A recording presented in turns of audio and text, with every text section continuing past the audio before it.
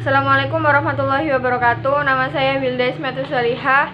Di sini saya akan menjelaskan tentang peninggalan sejarah dari zaman prasejarah Hindu-Buddha sampai Islam.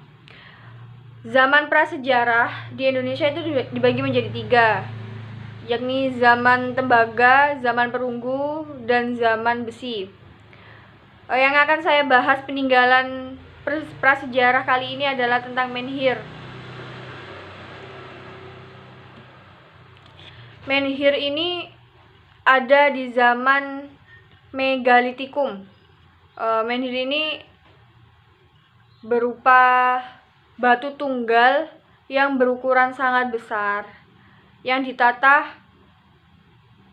sehingga membentuk suatu tugu dan diletakkannya itu berdiri tegak di atas tanah.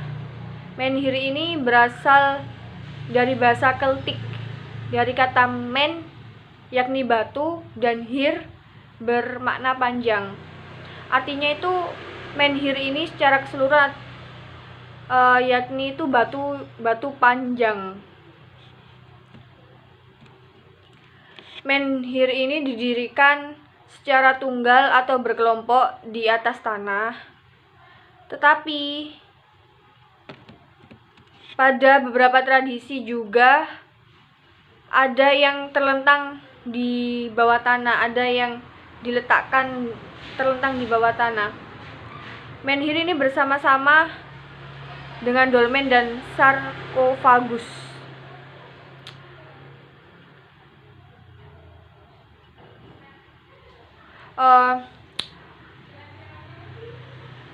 Fungsi menhir ini tuh sebagai tempat penguburan atau tempat pemujaan, bisa berfungsi sebagai tempat pemujaan juga.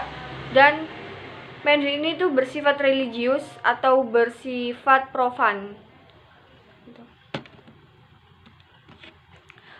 Sekarang mulai masuk ke zaman Hindu-Buddha. Hindu-Buddha ini terkenal dengan peninggalannya ini berupa candi-candi, prasasti, Yang saya akan bahas di peninggalan Hindu-Buddha ini tentang Candi Bajang Ratu. Candi Bajang Ratu ini merupakan salah satu peninggalan dari kerajaan Majapahit yang dibangun pada abad ke-14. Candi Bajang Ratu ini awalnya itu difungsikan sebagai gerbang atau gerbang masuk dari kerajaan Majapahit. Namun ada para ahli itu menafsirkan bahwa Candi Bajang Ratu ini dibangun sebagai bentuk rasa hormat kepada Sang Raja Jayanegara. Dan nama Candi Bajang Ratu ini juga ada hubungannya dengan Raja Jayanegara tersebut, di mana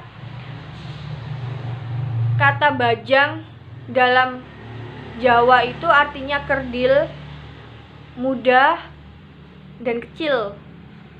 Itu sesuai dengan usia sang raja yakni Jayanegara waktu penobatan.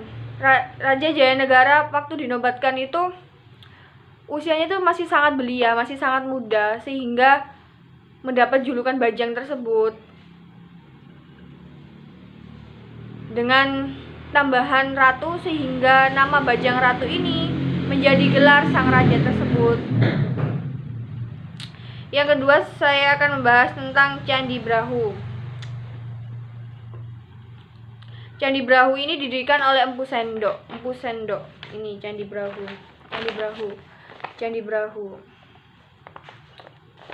Candi Brahu ini didirikan oleh Empu Sendok, di mana Empu Sendok merupakan salah satu dari Raja Mataram kuno.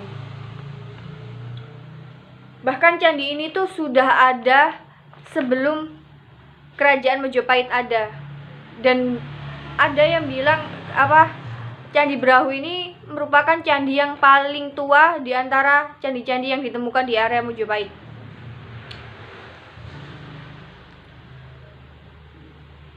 Oleh karena itu, Candi Brahu